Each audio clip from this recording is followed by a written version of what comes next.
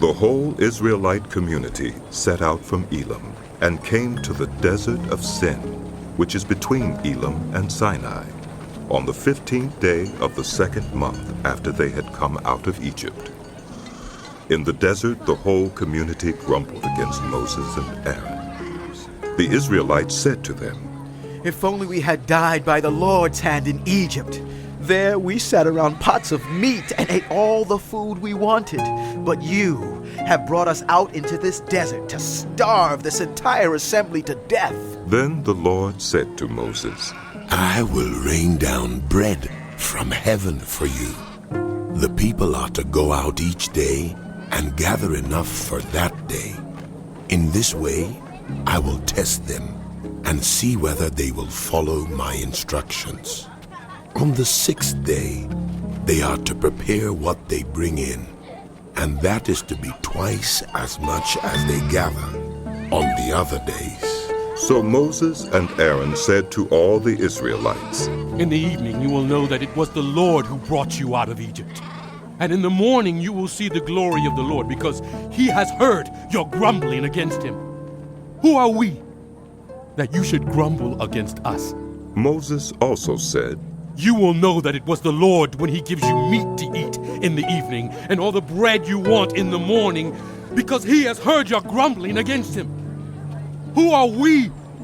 You are not grumbling against us, but against the Lord.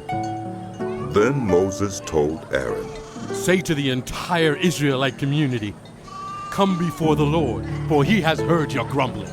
While Aaron was speaking to the whole Israelite community, they looked toward the desert, and there was the glory of the Lord appearing in the cloud. The Lord said to Moses, I have heard the grumbling of the Israelites. Tell them, at twilight you will eat meat, and in the morning you will be filled with bread. Then you will know that I am the Lord your God. That evening, quail came and covered the camp, and in the morning there was a layer of dew around the camp. When the dew was gone, thin flakes like frost on the ground appeared on the desert floor. When the Israelites saw it, they said to each other, What is it? For they did not know what it was. Moses said to them, It is the bread the Lord has given you to eat. This is what the Lord has commanded. Each one is to gather as much as they need. Take an omer for each person you have in your tent. The Israelites did as they were told. Some gathered much, some little. And when they measured it by the omer, the one who gathered much did not have too much, and the one who gathered little did not have too little. Each one had gathered just as much as they needed. Then Moses said to them, No one is to keep any of it until morning. However, some of them paid no attention to Moses. They kept part of it until morning, but it was full of maggots and began to smell. So Moses was angry with them. Each morning everyone gathered as much as they needed, and when the sun grew hot, it melted away. On the 6th day they gathered twice as much, 2 omers for each person, and the leaders of the community came and reported this to Moses. He said to them, This is what the Lord commanded. Tomorrow is to be a day of Sabbath rest, a holy Sabbath to the Lord. So bake what you want to bake and boil what you want to boil. Save whatever is left and keep it until morning. So they saved it until morning as Moses commanded, and it did not stink or get maggots in it. Eat it today, Moses said, because today is a Sabbath to the Lord. You will not find any of it on the ground today. 6 days you are to gather it, but on the 7th day, the Sabbath, there will not be any. Nevertheless, some of the people went out on the 7th day to gather it, but they found none.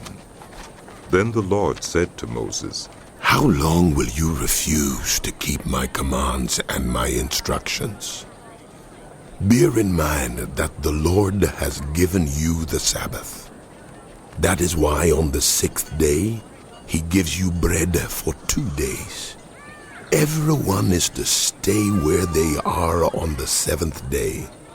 No one is to go out. So the people rested on the 7th day. The people of Israel called the bread manna. It was white like coriander seed and tasted like wafers made with honey. Moses said, This is what the Lord has commanded. Take an omer of manna and keep it for the generations to come, so they can see the bread I gave you to eat in the wilderness when I brought you out of Egypt. So Moses said to Aaron, Take a jar and put an omer of manna in it. Then place it before the Lord to be kept for the generations to come. As the Lord commanded Moses, Aaron put the manna with the tablets of the covenant law so that it might be preserved. The Israelites ate manna 40 years until they came to a land that was settled. They ate manna until they reached the border of Canaan. An omer is 1/10 of an ephah. The whole Israelite community set out from the desert of Sin, traveling from place to place as the Lord commanded. They camped at Rephidim, but there was no water for the people to drink. So they quarreled with Moses and said, Give us water to drink! Moses replied, Why do you quarrel with me? Why do you put the Lord to the test? But the people were thirsty for water there, and they grumbled against Moses. They said, Why did you bring us up out of Egypt to make us and our children and livestock die of thirst? Then Moses cried out to the Lord. What am I to do with these people? They are almost ready to stone me. The Lord answered Moses, Go out in front of the people. Take with you some of the elders of Israel, and take in your hand the staff with which you struck the Nile, and go. I will stand there before you by the rock at Horeb. Strike the rock, and water will come out of it for the people to drink.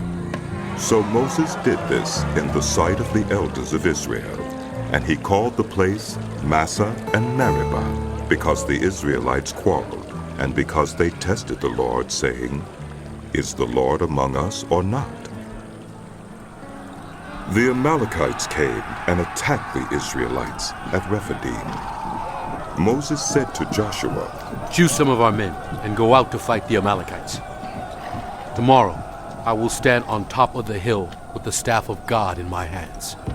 So Joshua fought the Amalekites as Moses had ordered, and Moses, Aaron, and Hur went to the top of the hill.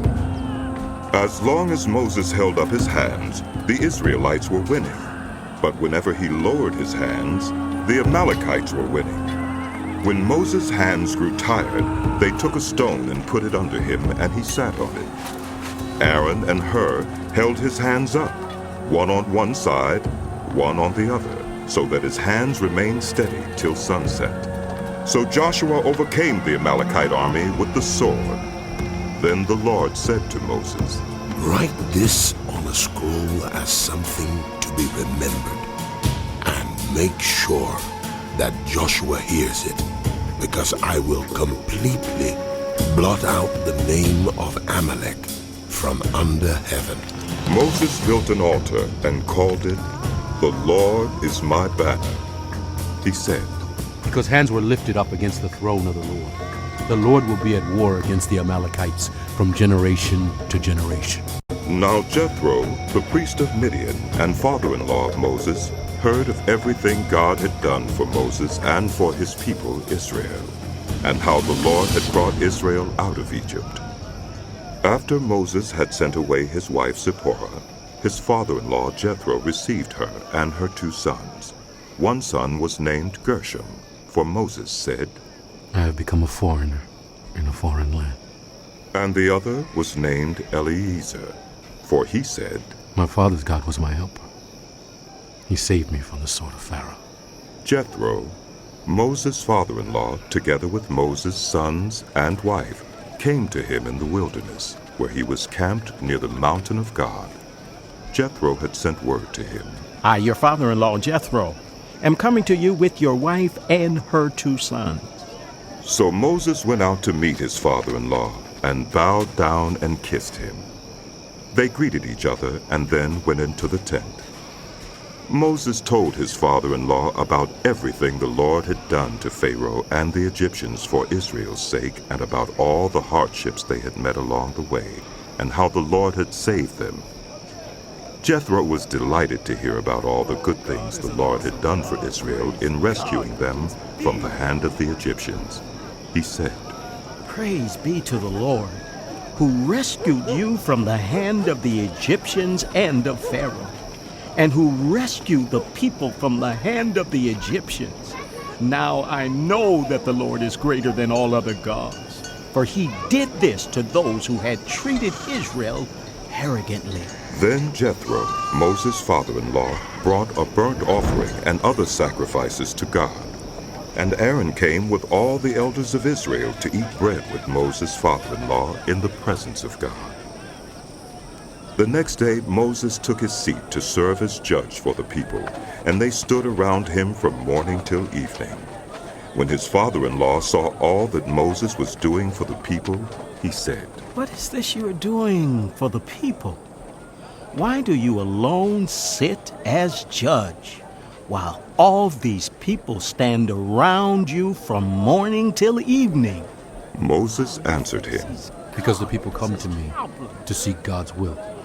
Whenever they have a dispute, it is brought to me, and I decide between the parties and inform them of God's decrees and instructions.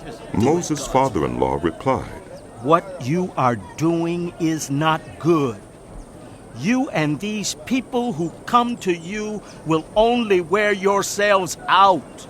The work is too heavy for you. You cannot handle it alone. Listen now to me, and I will give you some advice, and may God be with you. You must be the people's representative before God and bring their disputes to him. Teach them his decrees and instructions, and show them the way they are to live and how they are to behave. But select capable men from all the people, men who fear God, trustworthy men who hate dishonest gain, and appoint them as officials over thousands, hundreds, fifties, and tens. Have them serve as judges for the people at all times, but have them bring every difficult case to you. The simple cases they can decide themselves. That will make your load lighter, because they will share it with you. If you do this, and God so commands, you will be able to stand the strain, and all these people will go home satisfied. Moses listened to his father-in-law and did everything he said. He chose capable men from all Israel and made them leaders of the people, officials over thousands, hundreds, fifties, and tens. They served as judges for the people at all times. The difficult cases they brought to Moses, but the simple ones they decided themselves. Then Moses sent his father-in-law on his way, and Jethro returned to his own country.